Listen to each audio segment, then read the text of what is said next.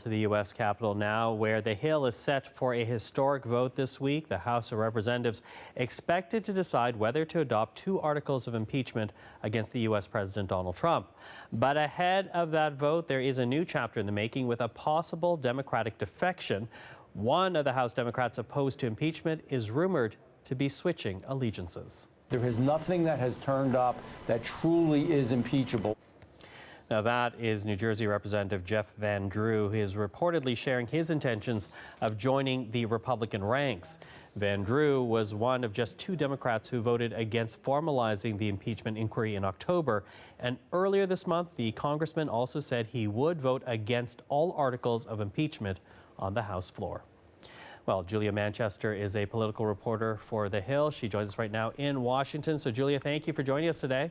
Thank you for having me, Michael. Listen, I want to begin, obviously, with Jefferson Van Drew there. As we said, he is prepared to vote against impeachment, and then join the Trump Republicans. What does that say about the kind of discomfort some Democrats are feeling about moving forward with a vote? Is this a one-off, or is there something greater here?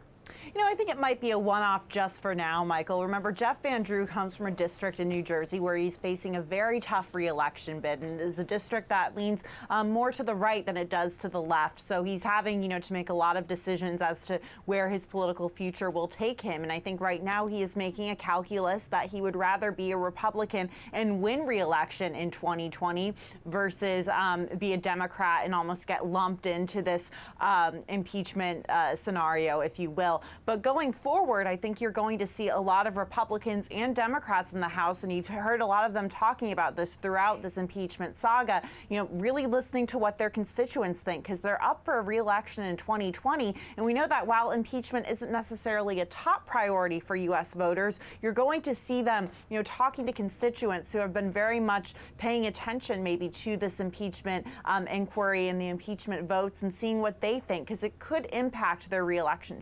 chances.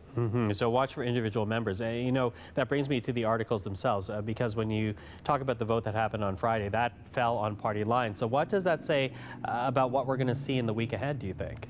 It's very likely that the week ahead we will see another vote fall along party lines. Democrats obviously voting to impeach, and then Republicans not voting to impeach. And that's something we've really expected all along. And to be fair, whether it's the fallout of the Mueller report or, President Trump's hush money agreements and such, you've seen Democrats be very hard on President Trump in when looking into these scandals that he's been a part of. So it does not surprise me that they will be very much unified in voting to impeach. And, Republicans have this argument that, okay, he may be impeached in the House, but once it goes to the Senate, it's going to be essentially dead on arrival because the Senate is controlled by Republicans. However, Democrats say that President Trump solicited a foreign power to investigate his political rival, in this case Joe Biden. So their argument is that ahead of an election, they need to curb the president's behavior, and they can do that through impeachment. But Republicans once again arguing that this is something Democrats have wanted to do since President Trump took office in January of 2017, and that it's very politically motivated. Now, to repeat what you just said, and it's been said before, the House is expected to impeach the president, the Senate expected to keep Donald Trump in office. But I do have to ask the question, is the Senate a foregone conclusion? And I say that because, interestingly, I was on your paper's website today, and there is an opinion piece there that suggests that the West Wing may be underestimating the dangers of a Senate trial.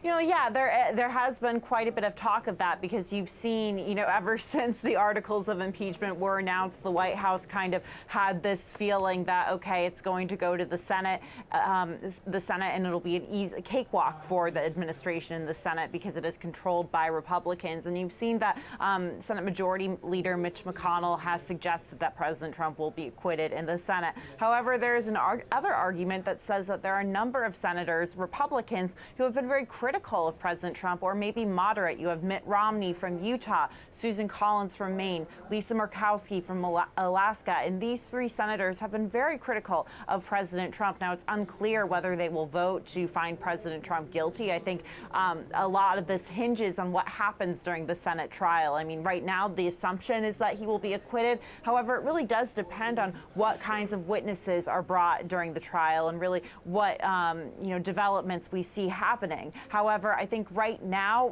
there's always been a question throughout Trump's presidency: will Republicans support him? Will they break the line with the president? And more often than not, I would say probably 95% of the time, they've stayed very much in lockstep with the president. So it's hard for me to see how they will go against the president ahead of an election, where a number of them are also up for re-election. So that makes me wonder then, despite all the bluster that we're hearing from the House and certainly from Democrats, is the White House at all worried about this process? Right now, the messaging that we are getting from them does not suggest that the White House is worried. I think they are relying on this idea that President Trump has a very high approval rating with Republican voters, and Republican lawmakers in the House and the Senate are very cognizant of that. So they're hinging on that approval rating and the fact that Republican voters are very much behind President Trump. However, going forward, there's obviously concern as to any developments that could happen or any witnesses that are called. So they're definitely, I think their eyes and ears are open throughout this process. However, there is an idea that he will ultimately be acquitted.